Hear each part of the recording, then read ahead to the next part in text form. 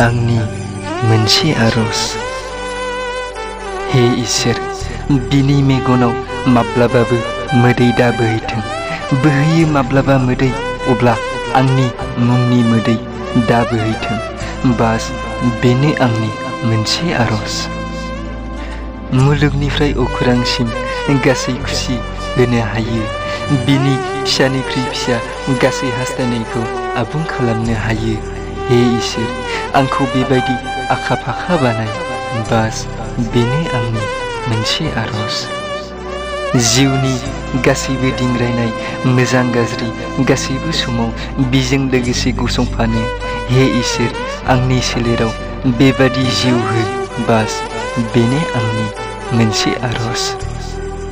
बे गोसोआव गंसे न' बानायनांगौ आरो बे मेगनाव गंसे मन्दिर थागोनबो, बेयावनो फुजिगोनबो बिखौनो। हे इसोर, बास आंनि लोगोरिखौ जिउआव मोन्थों अरायनि थाखाय। बास बेनो आंनि मोनसे आरज।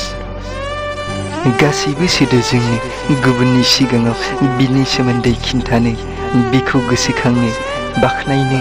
हे इसोर, आंनि लोगोरिखौ खाफालाव लिरनानै हो।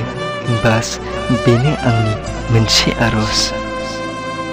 आंनि गासै हांआ बिनि मुं जायो।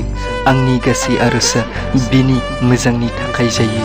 आंनि सोरगिदिं बियो अरायबो लोगोसे थायो। आंनि गोसोनि गासैबो खनायाव बियो थायो।